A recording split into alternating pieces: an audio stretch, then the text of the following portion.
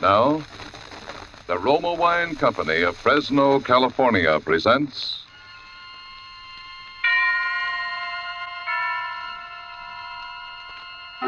Suspense.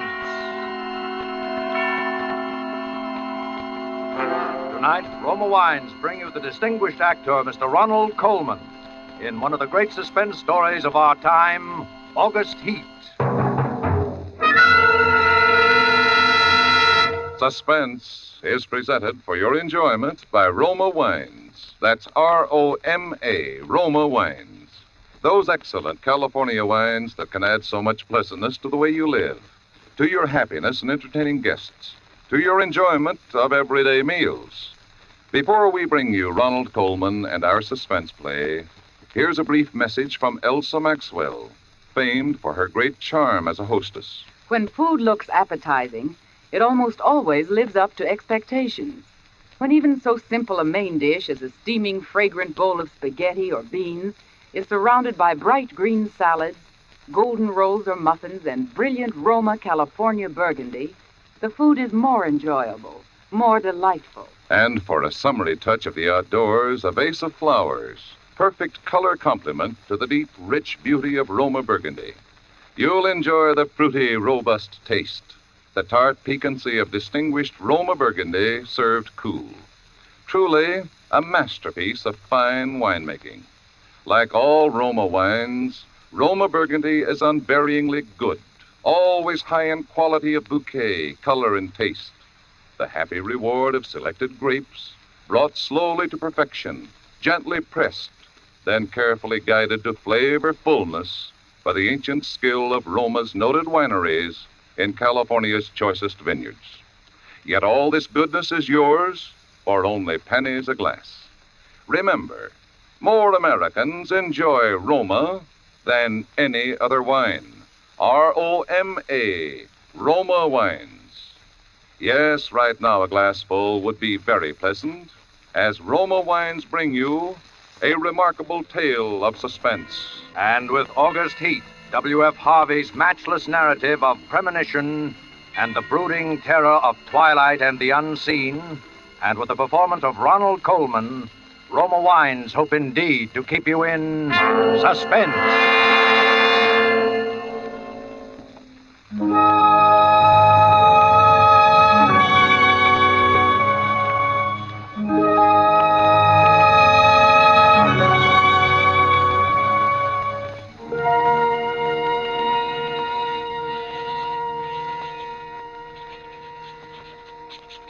Peniston Road, Clapham, August the 20th, 1945. I have had what I believe to be the most remarkable day in my life. And while the events are still fresh in my mind, I wish to put them down on paper as clearly as possible.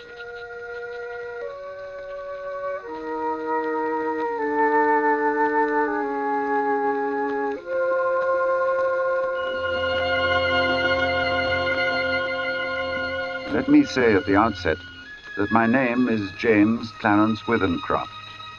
You must remember that in order to have the full implication of my story. James Clarence Withencroft. I'm 40 years old, in perfect health, never having known a day's illness. By profession, I am an artist. Not a very successful one, but I earn enough money by my black and white work to satisfy my necessary wants.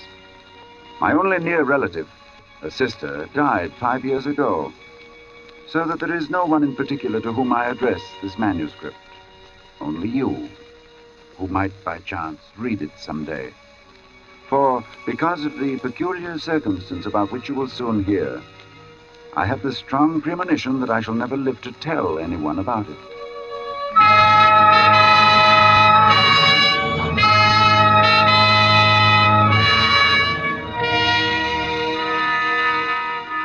I breakfasted this morning at 9 at the usual time. It was no different from any other morning. And after glancing through the morning paper, I lighted my pipe. and I proceeded to let my mind wander, in the hope that I might chance upon some subject for my pencil. The room, though door and window were open, was oppressively hot. And I had just made up my mind that the coolest and most comfortable place in the neighborhood would be the deep end of the public swimming bath, when I was suddenly shaken. A feeling swept over me such as I'd never experienced before. I attempted to rise to my feet, but somehow it seemed as though I had suddenly been fastened to my chair. My hand went out in an effort to brace myself. And then, before I knew what I was doing, my pencil was in my hand, and I began to draw. It was as though someone had taken my hand and was moving it across the paper, swiftly, in bold strokes. And then I seemed to take over. My hand, under its own power, began to draw. I soon forgot the oppressive heat. Everything was forgotten in this frantic feeling that the sketch must be finished as soon as possible.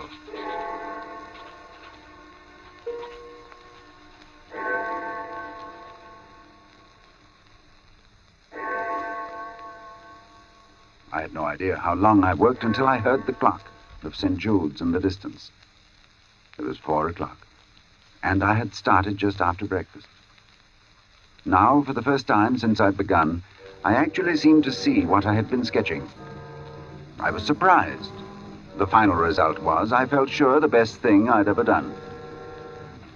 It showed a criminal in the dock immediately after the judge had pronounced sentence. The man was fat, enormously fat. The flesh hung in rolls about his chin. It creased his huge, stumpy neck.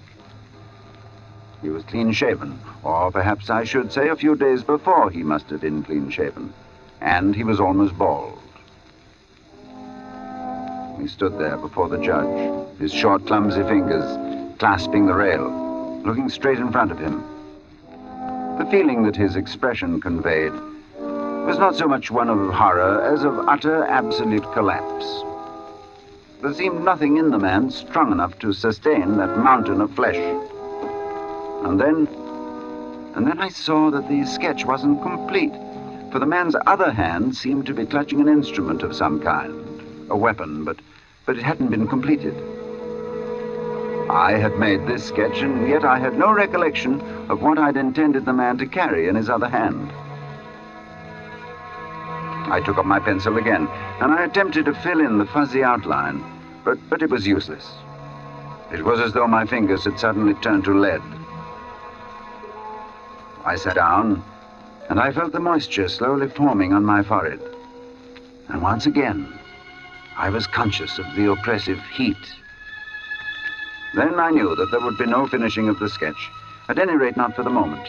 So I rolled it up, and without quite knowing why, I put it in my pocket. In spite of my peculiar inspiration, I was filled with a rare sense of happiness which the knowledge of a good thing well done gives.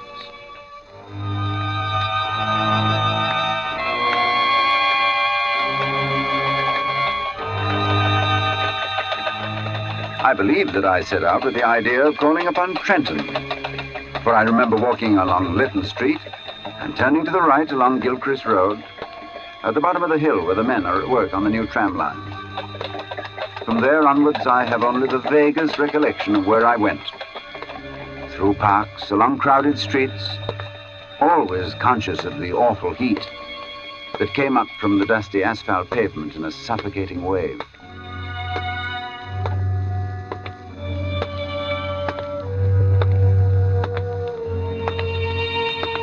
And I remember, too, the hollow sound of my footsteps as I moved along. Although walking aimlessly, I somehow knew that there was a goal, something to which I was drawn. I longed for the thunder promised by the great banks of copper-colored clouds that hung low over the western sky. I've really no idea how far I walked when a small boy roused me from my abstraction. You got the time, mister? 20 minutes to 7. Thanks. Hot enough for you, sir? Yes. When he left me, I began to take stock of my bearings. I found myself standing before a gate that led into a yard bordered by a strip of thirsty earth. There were flowers, purple stock and scarlet geranium, and great numbers of bees droned over them. I stood looking down at them for a moment, and then, for some reason, I looked up. Over the entrance to the place, there was a board with the inscription, Charles Atkinson, Monumental Mason, worker in English and Italian marbles.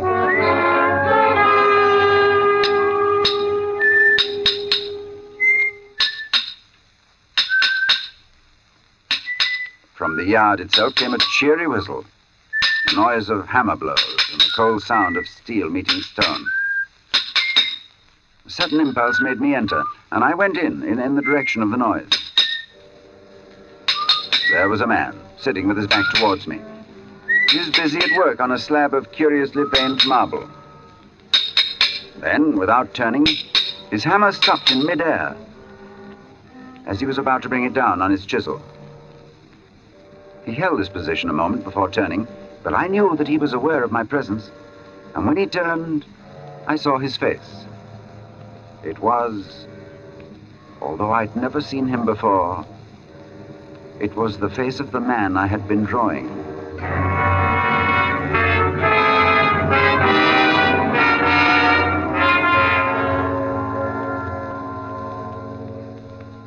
Yes, it was the face of the man whose sketch was in my pocket. He sat there on his low stool, huge and elephantine, the sweat pouring from his scalp, not speaking. Then he took a red silk handkerchief and he mopped his brow. Although this face that looked up at me was the same as my sketch, the expression was absolutely different. Suddenly the puzzled expression left his face, and he smiled, as if we were old friends. And he walked over and he took my hand. Good day, sir. Good day. I'm sorry to intrude. Not at all. Everything is so hot and glary outside. This is like an oasis in the wilderness. I don't know about an oasis, but it certainly is hot. Whew. Take a seat, sir. He pointed to the end of the gravestone on which he was at work, and I sat down. Whew. Very hot. It's a beautiful piece of stone you've got hold of. In a way it is. The surface here is as fine as anything you could wish. But there's a big flaw at the back. Though I don't expect you'd notice it. Oh, I shouldn't think so. I could never really do a good job on a bit of marble like that. It would be all right in the summer like this. Wouldn't mind the blasted heat. But wait until the winter comes. Winter? There's nothing quite like frost to find out the weak points in stone. Oh. A gravestone, you see. Oh, I see. Then what's this one for? You'd hardly believe if I was to tell you, but it's for exhibition. It's the truth. Artists have exhibitions, so do grocers and butchers. Oh, we have them too. All the latest little things in headstones, you know. He went on to talk of marbles, which sort of marble best withstood wind and rain, and which were easiest to work. Then of his garden and some new sort of carnation he had bought. At the end of every other minute, he would drop his tools, wipe his shining head. This heat's bad. A man's not responsible for what he does in this heat. I said little, for I felt uneasy. There was something unnatural, uncanny in all of this, the feeling that I'd experienced it all before. The oppressive heat, the fragrance of the stocks in the air, the conversation about the marble, the flowers, everything as though I had experienced it before. And yet I knew that I'd never ever been in this section of town before. I tried to persuade myself that at least I'd seen him before, that his face, unknown to me, had found a place in some out-of-the-way corner of my memory. But I knew that I was practicing little more than a plausible piece of self-deception. As I sat there quietly, watching him, he looked up at me and he said, There. What do you think of that? He said it with an air of evident pride, of a job well done. I could sense that he was experiencing the same feeling I had experienced when I'd finished my sketch. Then he got up with a sigh of relief. Hot. Hot, ain't it? I was seated in such a position that I was unable to see his work. And for some reason, I didn't move. Suddenly, he began to read what he'd carved on the tombstone. He spoke deliberately and with a flat voice. In the midst of life, we are in death. Born January 18, 1905. I looked up at the start. This man had read my exact birth date.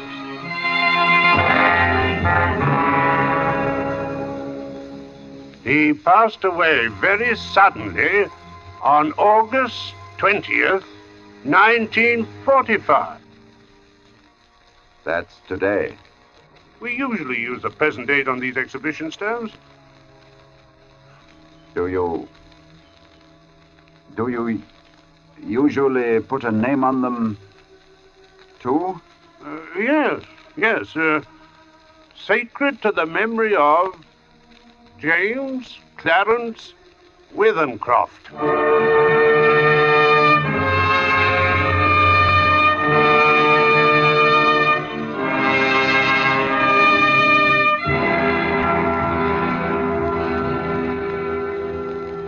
Cold shudder swept over me, and I sat there in silence. The sound of birds and crickets seemed loud in my ears as we stood there, looking at each other, saying nothing. And then he mopped his brow again. Hot. I was finally able to speak. Where did you see that name? Oh, I didn't see it anywhere. I wanted some name, and I put down the first that came into my head. It's a strange coincidence, but it happens to be mine. Huh? That's your name? You're James Clarence... Withencroft, yes. Well... And the dates? I can only answer for the birth date. It's correct. Oh. That's a rum go. I made a sketch this morning of you. Of me? But you've never seen me before. No. Oh. I took my sketch from my pocket and I showed it to him.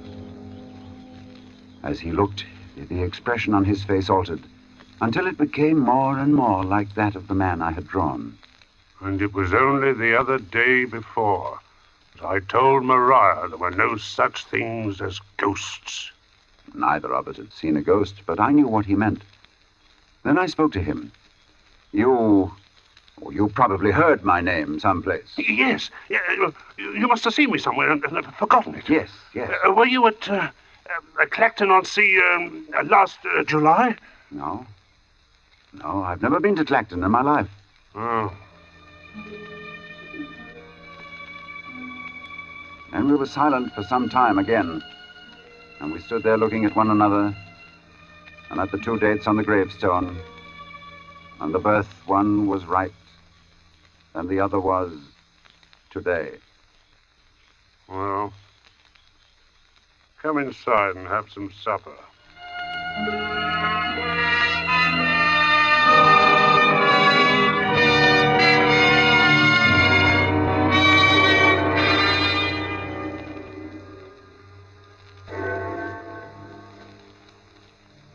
His wife was a strange little woman who was pallid with the look of those who live their lives indoors.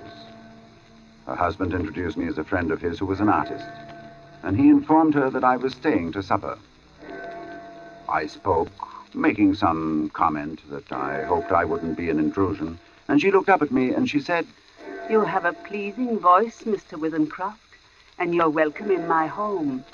I'm sorry Charles has not brought you here before."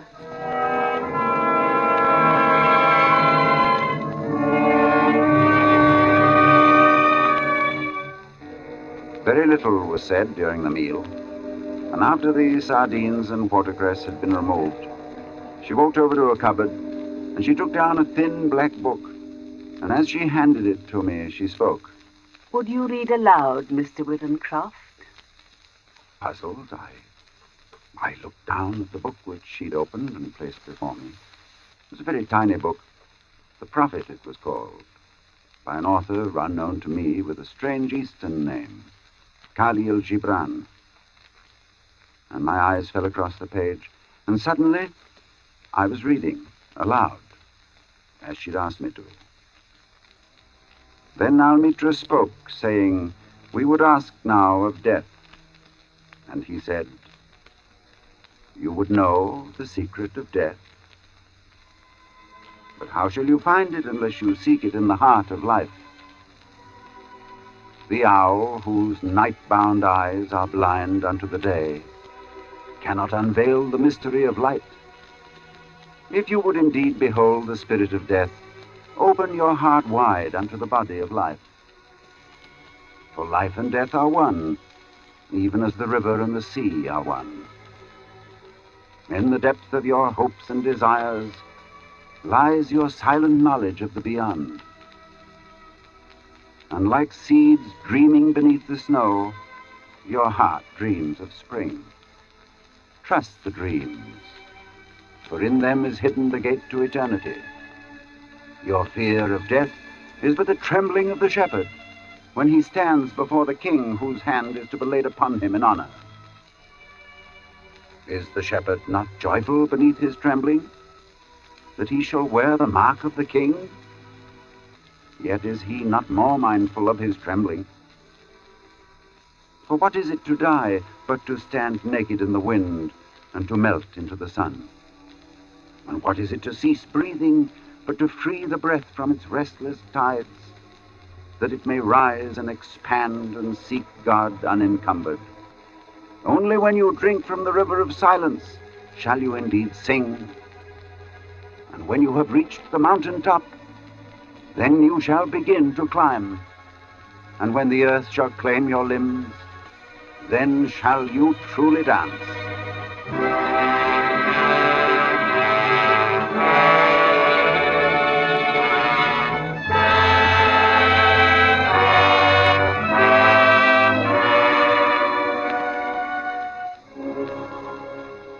When I looked up, Mr. Atkinson had gone. But his wife stood before me, and as she took the book, she spoke. Thank you. Then I went outside. And I found Atkinson sitting on the gravestone and smoking. He looked up at me. Hot.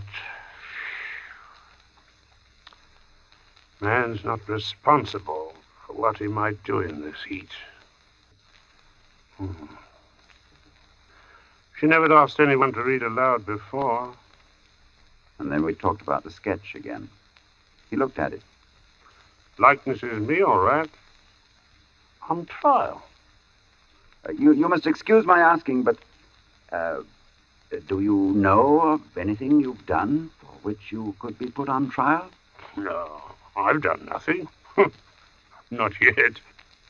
He got up, fetched a can from the porch, and he began to water the flowers. Twice a day regular in the hot weather. And then the heat sometimes gets the better of the delicate ones. And ferns. Good Lord, they could never stand it. Where do you live? I told him my address. It would take an hour's quick walk to get back home. And he stopped watering, and he faced me squarely.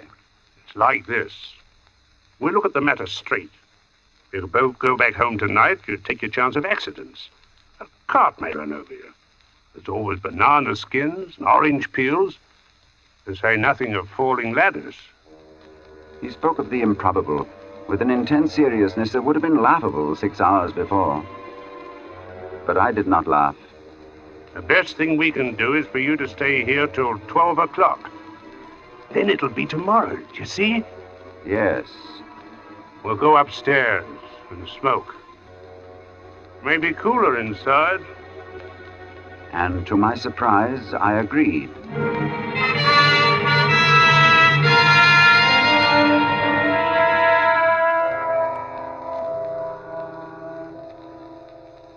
We are sitting in a long, low room beneath the eaves.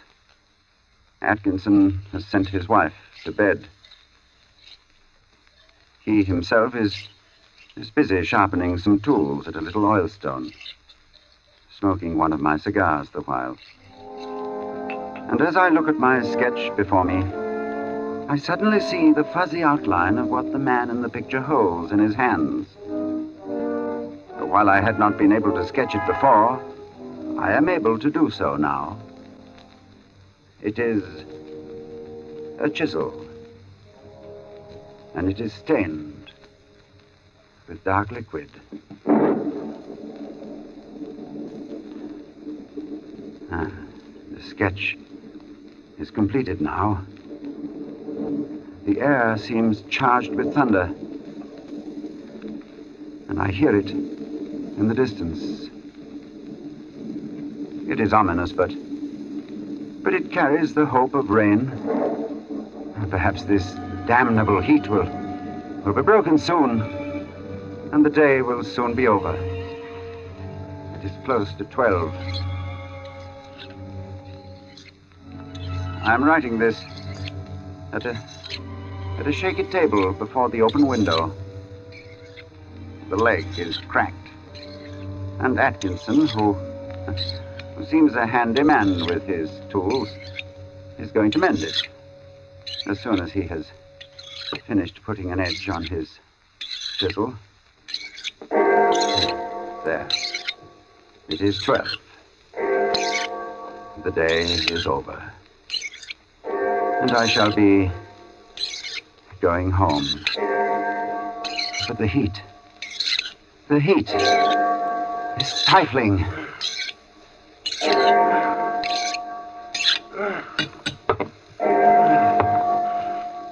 This heat is enough to send a man mad.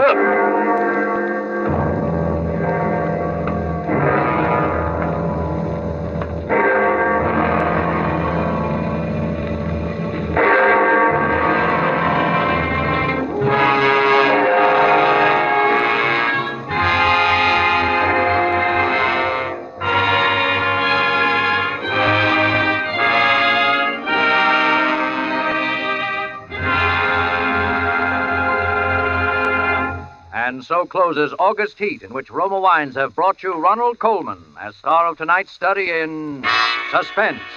Suspense is produced, edited, and directed by William Spear. Music for August Heat was composed by Lucien Morawick and conducted by Lud Gluskin. Dennis Hoy appeared as Atkinson. This is Truman Bradley with a word for Roma Wines, the sponsor of Suspense. America's famed authority on hospitality, Elsa Maxwell, recently made this suggestion for gracious entertainment. Your friends will respect your good taste when you serve delightful Roma California Tokay, enjoyable at any time, with coffee or dessert, with nuts and fruit. I suggest serving Roma Tokay cool. A most timely suggestion from Miss Maxwell. You'll find flame bright Roma Tokay velvety smooth, moderately sweet, light, yet delightfully rich in color. And you'll find Roma wines always delicious, of unvarying fine quality and goodness. June is the month of weddings, and the most distinguished way to fate the June bride is by serving Roma California champagne. Its gold and sparkle and delicious, delightful dryness tell you that here is a truly fine champagne, Roma champagne. Next time you plan for a special occasion, add this sparkling touch of perfection, good Roma champagne. Next Thursday, you will hear John Payne and Frank McHugh as stars of Suspense. Presented by Roma Wines, R-O-M-A, made in California for enjoyment throughout the world. This is CBS, the Columbia Broadcasting System.